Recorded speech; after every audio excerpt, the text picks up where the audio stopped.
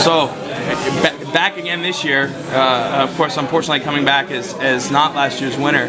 How much of a challenge does that place on you to come back and reclaim the title? I think we have even more pressure because all the year before we came here as champion, and anyway we were in a safe, I would say, position because we knew that we won the year before, we won the years before, and we knew exactly that once it could happen that we would have lost. But last year, because we lost, now we really feel the pressure that we have to bring back the big trophy to Ingolstadt. And for me, this year is even much more important than all the previous year for that reason.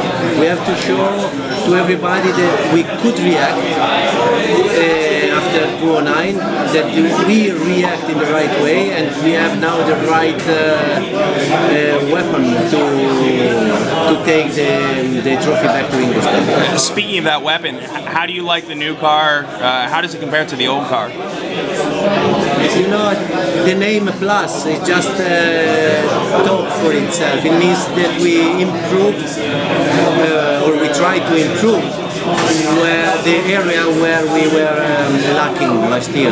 That is aerodynamic and engine. From the engine side, I think we made a big step forward, because if you see that the power we have now is exactly the same power we had last year, but with a smaller restrictor, it means that our engine department made really a great job, and they really improved our V10 TDI compared last year. From the aero point of view, we also think we have done a very good job, and I would say the aero department worked quite hard during the winter, not only through the winter. I would say immediately after Le Mans 2009 they start to work and to find the reason why we have been not fast enough last year. I think we work well in the last month, and even the last test we have done in Le Castellet just 1 week ago, for me it was very, very I would say promising, and I'm looking forward to start the weekend, because the race weekend, even though I really would like, or we would like to have some run on dry condition before the race, just to be sure that the choice we have done in other racetracks would work as well here in Le Mans. But you know, the weather condition is so changeable here in Le Mans that it will be the same anyway for everybody. But because we just stop or finish our job to develop the car a few days ago, it would be nice to have some run on dry, just to have the last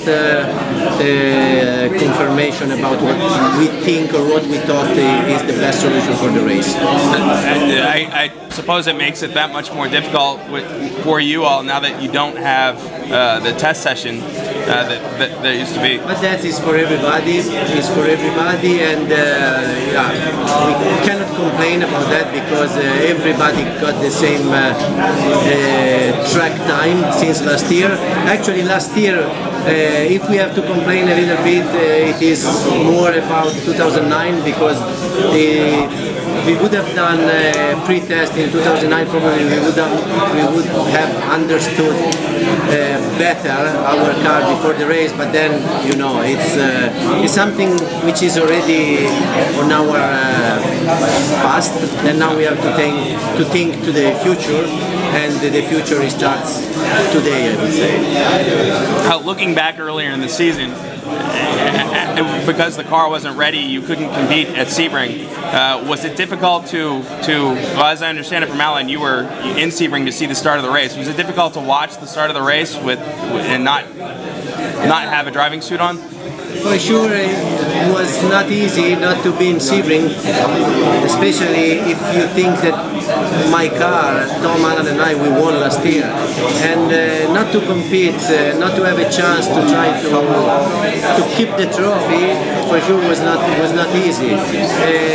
But for me it happened already once in Le Mans, which was even worse. When after have won twice in a row, 2003, 2004, I did not race in 2005, and that was quite tough for me. And Sebring for sure was tough as well. But because in the meantime Alan and I were testing in other places, we could not really feel it so much, and we were busy with our test program. Therefore we did not think too much about Sebring race. It's a bit different this year, whether it was at Sebring or now at Le Mans. Many of your former teammates, Manueli, Marco, will be out on the track in competitors' cars. Does that make anything different for you, or you just wave at them as you pass them? No. Fortunately, they are running in the closed car. Yeah. It means that we cannot see the helmet color, because probably it would be quite a shock to see Emanuele's helmet or Marco's helmet in another open car, which would probably confuse us or me. But because they are racing in a closed car, everything should be much easier from that point of view. I'll close with this. There are certainly a lot of rookies running in the R10 this year, one of which is an Audi Sport factory driver, which is Oliver Jarvis, and the American, the gentleman from the American Le Mans Series. Any advice for them as they tackle Le Mans for the first time and the R10 for the first time?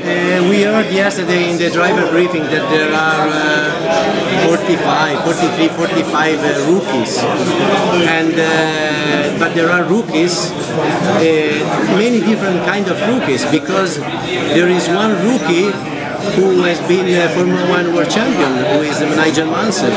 There are rookies who never compete in such a high level kind of competition. That's why we have really to be careful, and the only advice I can tell to the unexperienced rookie is to watch the mirror and not to do any silly maneuver or change of line, unpredictable change of racing line, because the speed here in Le Mans is so high that every small unpredictable movement of a slow car in front can cause a big trouble to a faster car which is coming behind. Then if they look at the mirror, take their racing line without unpredictable and strange maneuver, everything will